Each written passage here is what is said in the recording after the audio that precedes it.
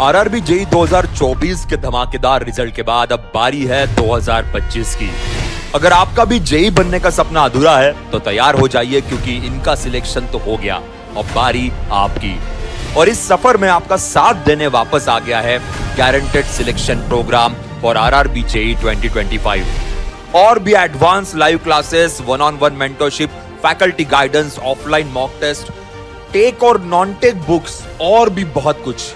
दोस्तों, seats limited है और हो सकता है आप हमारे अगले सफलता की कहानी बने।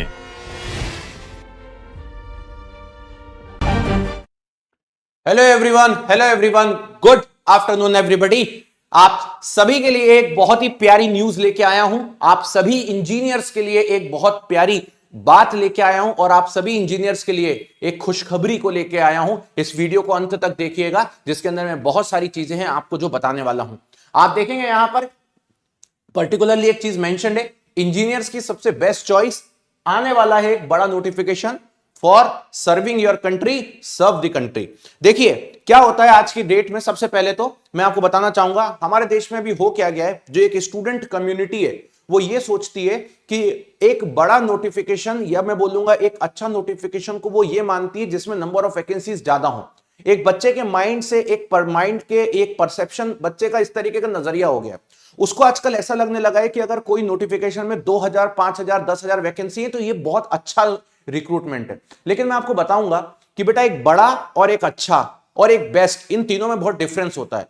आप ही मेरे को एक बात बताइए, अगर आप एक इंजीनियर की जॉब करने जा रहे हो तो सीधी सी बात है, एक नोटिफिकेशन हमारे देश में वो होगा जिसमें नंबर ऑफ वैकेंसीज बहुत ज्यादा होंगी, क्योंकि वो डिपार्टमेंट बड़ा है। जैसे रेलवेज हो गया, ठीक है, रेलवे के बाद आप मान सकते हो एसएससी हो गया, जहां पर आप देख सकते हो 1500 2000 के आसपास वैकेंसीज हर साल रहती हैं। रेलवेज की बात करेंगे, पिछली बार 7000 थी, इस बार 2500 है। अगली बार बात करेंगे, हो सकता है अगली बार कुछ और हो। तो कहने का मतलब है ये देश के वो डिपार्टमेंट है जहां पर वैकेंसीज ज्यादा होती हैं। बट इसका मतलब क्या मैं ये मान लूं क्या कि ये बेस्ट होता है या ये बहुत अच्छा होता है? नहीं भाई, ये है अपनी जगह पे अच्छा है, बट मैं बेस्ट तो नहीं मानूंगा, क्योंकि बेस्ट के लिए कुछ और चीजें भी हैं। चलिए अब इसके बारे में समझते हैं। तो बेस्ट क्या चीज होती है? बेस्ट वो होती है जब आप अपनी इंजीनियरिंग की सर्विसेज को एक ऐसी जगह पे लगाते हो जहां पे देश अपने लिए कुछ अलग काम कर रहा होता है। तो मैं आपको बताना चाहूंगा ऐसे ऑर्गेनाइजेशंस हमारे देश में है।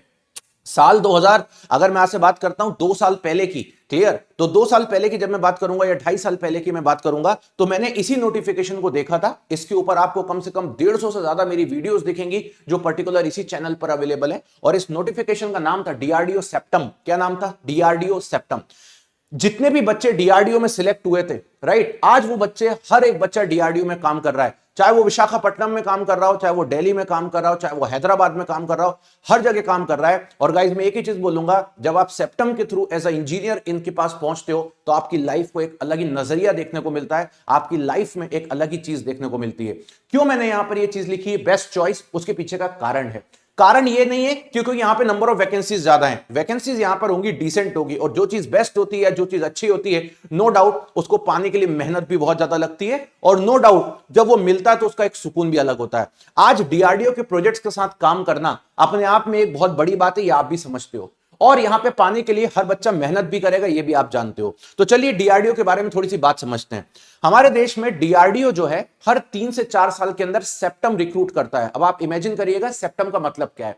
सेप्टम बेसिकली क्या होता है, पर्टिकुलरली अगर हम यहां पर बात करते हैं, centre for personal talent management, जो कि अपने आप में एक एचआर ह्यूमन रिसोर्स डिपार्टमेंट है डीआरडीओ के अंतर्गत। और इनका यह काम है कि जितने भी जूनियर इंजीनियर्स हैं, जितने भी डिप्लोमा इंजीनियर्स हैं, इन सभी को 3 से 4 साल में एज अ सेप्टम की तरह रिक्रूट करें। और इसके पहले जो ये रिक्रूटमेंट हुआ था वो बेसिकली था सेप्टम 10, मतलब इसके पहले क्या हुआ होगा, सेप्टम 9, उसके पहले क्या हुआ होगा, सेप्टम 8। ऐसे करते करते पिछले 30 साल के अंदर हम सेप्टम 10 तक पहुंचे हैं, और अब वो समय आ चुका है जहां पर डीआरडीओ अपने सेप्टम 11 को रिक्रूट करने जाने वाला है। और ये रिक्रूटमेंट आपको मोस्ट प्रोबेबली इसी साल देखने को मिलने वाला है, नवंबर दिसंबर के अंदर। तो ये पर्टिकुलर रिक्रूटमेंट के बारे में मैं बात कर रहा था। एक देश का ऐसा रिक्रूटमेंट है जहां पर सिर्फ सिविल ब्रांच, इलेक्ट्रिकल ब्रांच और इलेक्ट्रॉनिक्स ब्रांच नहीं होती है। यहां पर देश में चलने वाली जितने भी कॉलेजेस हैं, उनमें जितनी भी ब्रांचेस है, सारी ब्रांचेस के अंदर रिक्रूटमेंट होता है। और ये 2 पोस्ट पे रिक्रूट करते हैं, एक होता है इनका एसटीए ए और एक होता है एसटीए बी। अब आप बोलोगे सर आपने ये क्यों लिखा है कि ये बेस्ट है, क्या यहां पे नंबर ऑफ वैकेंसीज ज्यादा है? नहीं भाई, वैकेंसी तो डिसेंट रहेंगी। बेस्ट इसलिए कि जब आप यहां जॉब करने जाते हो और आप कंपेयर करते हो बाकी किसी और जॉब जेई के कंपैरेटिवली, तो जो फैसिलिटीज आपको डीआरडीओ प्रोवाइड करता है वो बहुत ही अनइमेजिनेबल होती है। कभी आप डीआरडीओ के हेडक्वार्टर्स जाइए, कभी डीआरडीओ के ऑफिसेस जाइए, जो आप काम कर रहे हो, जिन साइंटिस्टों के साथ आप काम कर रहे हो, जो आपके सीनियर हैं, वो सब आपके बड़े बड़े scientist, C scientist, be engineers हैं, जिनके अंडर में आप काम करते हो। इसके अलावा जब आप आगे जाओगे, आपके जब बच्चे होंगे, उनको जो फैसिलिटीज मिलेगी, उनको जो माहौल मिलेगा, वो बहुत ही अनइमेजिनेबल होगा। इमेजिन करिए एक बच्चा एसएससी जेई में सीपीडब्ल्यूडी में इंजीनियर है, अब वो जहां रह रहा है, और एक दूसरा बच्चा है जो जीआरडीओ में सेप्टम की तरह काम कर रहा है, जो डीआरडीओ के कॉलोनीज में रह रहा है, और उस बच्चे के आसपास जितने भी लोग हैं वो कहीं ना कहीं सब इंजीनियर्स हैं, वो कहीं ना कहीं सब साइंटिस्ट हैं, और वो अपने उनके जब बच्चे और जब आपके बच्चे, मैं सीधे बोलूंगा इसमें कोई गलत बात नहीं क्योंकि ये सच है, जब आप उनके बच्चों के साथ देखते हो तो वो एक माहौल मिलता है, आपको एक अलग कम्युनिटी देखने को मिलती है। इसके अलावा डीआरडीओ की और भी बहुत सारी चीजें ऐसी हैं, फैसिलिटीज ऐसी हैं, जिनको मुझे उन्हीं स्टूडेंट्स के द्वारा बताया गया जो आज डीआरडीओ सेक्टर में पिछले 2 साल से 3 साल से काम कर रहे हैं। उनके द्वारा जब हमें प्रोजेक्ट्स के लिए जाना होता है, तो हो सकता है बाकी के डिपार्टमेंट देश के ऐसे हैं, क्योंकि मैं भी काम किया हूं, मुझे पता है, जो कहीं ना कहीं ये बोलते हैं कि आप अपने पैसों से एक बार टिकट करा लीजिए, सैलरी में बिल लगा दीजिएगा, रिफंड हो जाएगा। इस तरीके की चीजें होती हैं। और टिकट कौन से लगाओगे? ट्रेन का स्लीपर क्लास लगा लीजिए, होटल का अगर है तो 1000 रुपए से कम का होटल ले लीजिए। लेकिन जब डीआरडीओ फैसिलिटीज देता है तो यही फैसिलिटीज बदल जाती हैं। अगर हम डीआरडीओ की फैसिलिटीज के बारे में बात करते हैं तो मिनिस्ट्री ऑफ फाइनेंस से सबसे पहले आपकी फ्लाइट का टिकट बुक होता है। अगर आप पर्टिकुलर पर्सन हैं और अगर आप डीआरडीओ में काम कर रहे हैं और डीआरडीओ के प्रोजेक्ट्स के लिए आपको देश में ट्रेवल करना हो, तो government of India, ministry of defence के अंतर्गत आप लोगों के फ्लाइट्स के टिकट बुक होते हैं। तो यहां पे जो फैसिलिटीज मिलती है, क्योंकि आप एक कहीं नहीं जा रहे होते हो, आपके साथ सारे साइंटिस्ट एक साथ जा रहे होते हैं, किसी भी लेबोरेटरी में काम कर रहे होंगे तो भी आपको साथ में जाना है, कहीं पे अगर देश में दूसरी जगह पे जाना है सीखने के लिए तो भी। और एक चीज और, डीआरडीओ में जब आप काम करते हैं तो 2-2, 3-3 साल तक आपकी ट्रेनिंग्स, लर्निंग्स की चलती रहती हैं। अलग अलग कॉलेजेस में आपको भेजा जाता है, अलग अलग इंस्टीट्यूट्स में भेजा जाता है, अलग अलग लेबोरेटरीज में आपको भेजा जाता है, जहां पर आपको इतना कुछ सिखाया जाता है कि आपको लगने लगता है कि यार मैं अब कुछ अच्छा काम कर रहा हूं। इसलिए मैंने यहां पर वर्ड बेस्ट लिखा है। हो सकता है आपके मन में ये अभी भी थॉट चल रहा हो कि मैं तो बेस्ट मतलब मानता हूं जिसमें बहुत ज्यादा वैकेंसी हो, उसको बेस्ट नहीं बोलते हैं। सबसे ज्यादा वैकेंसी तो चपरासी में आती है, और चपरासी के लिए इंजीनियर्स भी एलिजिबल है, तो आप उसको बेस्ट नहीं बोल सकते।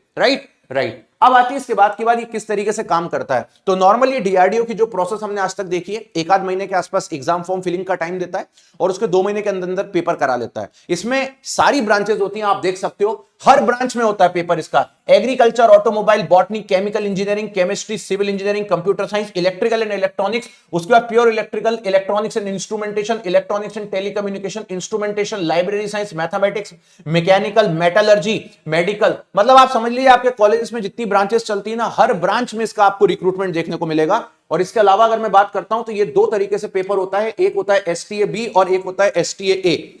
एसटीए बी जो है वो डिप्लोमा वाले बच्चों के लिए होता है, और एसटीए ए जो होता है बेसिकली अगर मैं बात करता हूं तो ये आईटीआई के बच्चों के लिए होता है, क्योंकि यहां पे ट्रेड्स की भी बात निकलती है। और इनका जो पार्ट होता है, सबसे पहले सीबीटी 1 ये लेते हैं, जो कि एक स्क्रीनिंग प्रोसेस है, जो कि नॉन टेक्निकल होता है। और जो सीबीटी 2 होता है वो आपका पूरा का पूरा टेक्निकल होता है, 100 मार्क्स का 100 क्वेश्चन और 1.5 घंटे का पेपर होता है। जो सीबीटी 1 होता है आपका वो कॉमन होता है, aptitude test plus general intelligence, reasoning, general awareness और इंग्लिश लैंग्वेज और जनरल साइंस। मतलब जो बच्चे अभी तैयारी कर रहे हैं डिप्लोमा वाले, उनको मैं यही बोलना चाहूंगा कि भाई अभी आप लोग एप्टीट्यूड तो पढ़ते रहते हो, रीजनिंग आप पढ़ते रहते हो, जनरल अवेयरनेस पढ़ते रहते हो, यहाँ पे आपको थोड़ा सा इंग्लिश की तरफ भी जाना पड़ेगा। राइट, बेसिक इंग्लिश आती है, ज्यादा टफ नहीं आती है, और ये 120 क्वेश्चन होते हैं। इसकी स्क्रीनिंग के बाद आप यहां पहुंचते हो। और स्क्रीनिंग में कैसे करते हैं, जितनी वैकेंसी आपकी आएंगी, मान लीजिए सपोज 100 वैकेंसी है, ठीक है, तो 100 इंटू 8, 800 बच्चों को सीबीटी 2 के लिए बुलाया जाएगा। तो ये अपने आप में बड़ी चीज होती है। सिमिलरली जो एसटीए ए वाले बच्चे हैं, मतलब जो आईटीआई वाले बच्चे रहते हैं, उनके लिए पहले ही पेपर के अंदर, मतलब टेक्निकल नॉन टेक्निकल उनका एक ही पेपर होता है, दूसरा नहीं होता। उसके बाद उनका स्किल टेस्ट लिया जाता है। और डिप्लोमा वाले बच्चे एसटीए ए भी भर सकते हैं, ऐसा सच कोई दिक्कत नहीं आती है। आप एसटीए एसटीए 2 दोनों भर सकते हो। ऐसा नहीं है कि डिप्लोमा वाला बच्चा यही भरेगा और आईटीआई वाला बच्चा यही भरेगा, ये भर सकता है, लेकिन आईटीआई वाला बच्चा एसटीए बी नहीं भर सकता। ये दोनों अलग अलग पोस्ट होती हैं। तो यही मैं आपको बोलूंगा और ये आपको देखने को मिलने वाला है। अगेन मैं एक ही चीज बोलूंगा, ये एक ऐसा एग्जाम है, जब आप आएगा ना तो आप देखिएगा हर बच्चा लड़ जाता है। ड्रीम जॉब है कि डीआरडीओ में आपको काम करना है, क्योंकि इसके पीछे का एक कारण और मैं आपको बताता हूं। डीआरडीओ के जो प्रमोशंस होते हैं वो बहुत ही नीट एंड क्लीन प्रमोशन होते हैं। डीआरडीओ में फालतू का बात नहीं चलता है, जो हमें आज तक कभी सुनने को मिला है कि यार 15-15, 20-20 साल से पढ़े हुए हैं, कोई प्रमोशन नहीं हो रहा। ऐसा नहीं है भाई, यहां के प्रमोशन बहुत ही clean and neat and clean देखने को मिलता है। और आप देखेंगे डीआरडीओ की कभी भी जो हायर पोस्ट होती है उनको फिल नहीं किया जाता, बिकॉज डीआरडीओ का जो प्रमोशन का पैनल है वो बहुत ही नीट एंड क्लीन होता है। आप एसटीए बनते हैं, फिर सीनियर साइंटिस्ट बनते हैं, सीनियर साइंटिफिक टेक्निकल असिस्टेंट बनते हैं, सीनियर साइंटिफिक टेक्निकल असिस्टेंट के बाद आप साइंटिस्ट सी इंजीनियर बनते हैं, देन बी, देन ए। तो ये पूरी क्लीन प्रोसेस होती है, और इसलिए मैं बोलूंगा कि ये अपने आप में एक बेस्ट है for the engineers to serve the country. तो गाइस, इसी तरीके से मैं मिलता रहूंगा आपको, जब आएगा तब बताऊंगा। आप मेरे पुराने वीडियोस एक्सप्लोर करिए, चैनल पर ही ऑलरेडी अवेलेबल है। लास्ट टाइम भी हमने खूब मचाया था इस पेपर के अंदर, बहुत सारे बच्चे सिलेक्ट हुए थे।